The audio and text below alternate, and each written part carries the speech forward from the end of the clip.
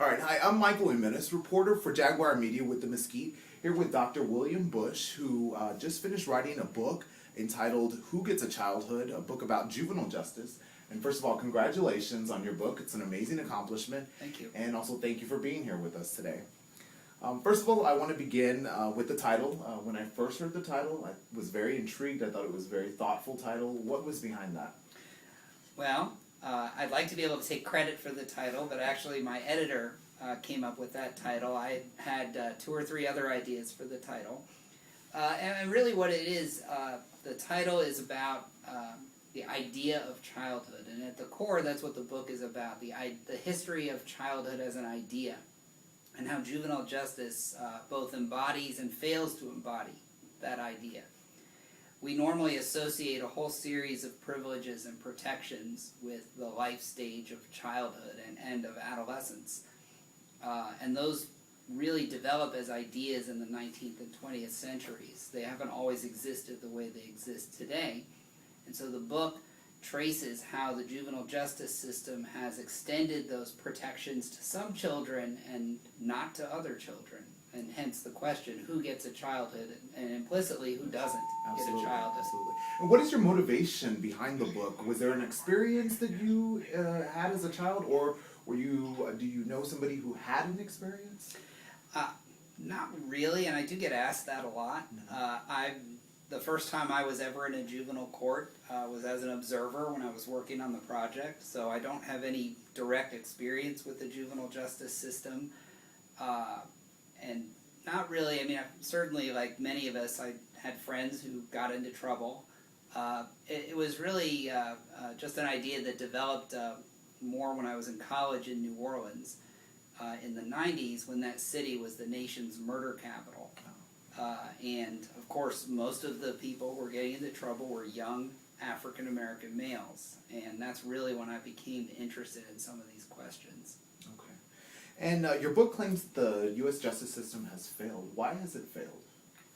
And what I argue in the book is that it's really failed kids more so than adults. That's a whole separate discussion, really, in some ways, about adults.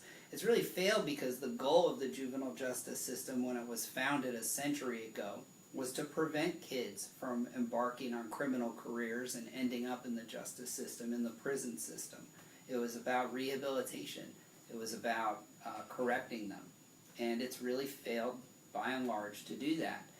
If you look, there have been many studies of the inmates in prisons across the country, and the vast majority of them have been through juvenile justice systems. Clearly, it didn't work. Obviously. And so, in your opinion, what needs to change? Well, there's a lot of things that are changing as we speak.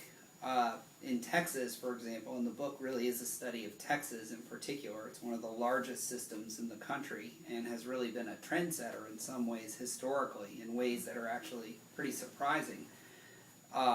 In the last few years, due to a couple of abuse scandals that were well publicized in the state, and due to the budget crisis that the state is in right now, there's been a move to shut down some of the big prison-like institutions and move some inmates back into their communities, and to really to treat them in the community and to treat them as kids in need of treatment and not prisoners in need of incarceration.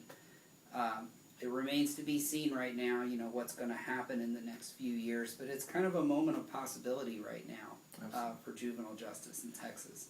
In your book, you did talk about super predators. Do you believe in capital punishment for youth at any age, under any given circumstances? Well, there's really 2 questions in that question. Of course, the word super predator was a really hot-button word in the early 1990s that helped fuel this kind of national mania, not just in Texas, but across the country, to build these youth prisons. And there was really a belief that violent juvenile crime was on the rise, which statistically it was, and a belief that the generation of youth that was coming of age in the 90s was worse than any generation that had come before. And what the book chronicles is that that type of panic has happened several times in the last 100 years. This generation in the 1920s is the worst, this one in the 50s is the worst. We have to lock them up. But the juvenile death penalty, really, the use of the juvenile death penalty really expands in the 1990s amid that panic over super predators. And it really, does create kind of a backlash in the early 2000s, and the Supreme Court, of course, has recently outlawed the juvenile death penalty in 2005. In fact, our recent visitor to the campus, Justice O'Connor, voted against that that ruling. She was one of the dissenting votes. It was a 5-4 decision, so it was a very narrow decision, and those types of decisions are often prone to being overturned by a subsequent court. So, it's not really a consensus about that subject.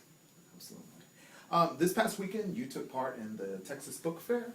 Tell us a little bit about that experience. It was a tremendous experience. The Texas Book Festival is an annual festival that's been taking place in Austin for, I believe, the last 16 years.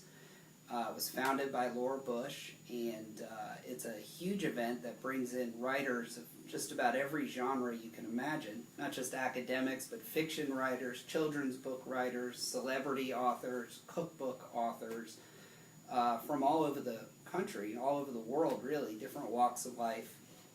So it was really a great honor to be included amongst some really very well-known writers.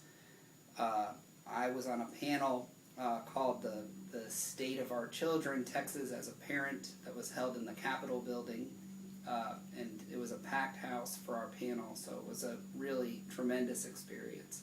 Awesome. Now, has this book been adopted by any universities or professors yet, or are there any talks in the works? It has been used in some courses that I know about specifically.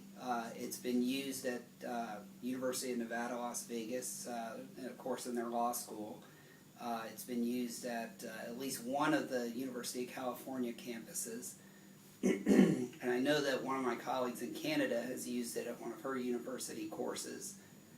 A couple of other people, I'm not quite remembering, but there are a few campuses that are using it. I mean, it's not in huge use right now, but it is being used in some courses. But hopefully many more to come. Hopefully.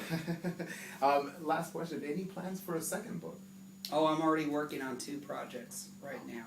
I'm working on an edited anthology of juvenile justice histories outside the United States. So there's a lot of really interesting work going on the history of youth and juvenile justice in just about every place in the world you can think of, and a lot of it hasn't really been published. So I'm working on an edited book that's going to bring all of that stuff together and allow us to tell a global story of the history of juvenile justice. I'm really excited about that. I'm actually doing 2 conferences this year, in which I'm going to be networking with some of these scholars. One's in Boston, and the other one this spring is actually in Scotland. Awesome. And then I'm also in the very early stages of a project on the history of school discipline. Excellent. They're one of the largest referrers of juveniles to the justice system, our public school system. So I want to kind of get at the history behind that, because it wasn't always that way. That world topic of juvenile justice definitely intrigues me. And well, best of luck on your future endeavors. And once again, thank you for being here and congratulations. That's all the questions we have for today. I'm Michael Jimenez reporting for Jaguar Media for the Mesquite.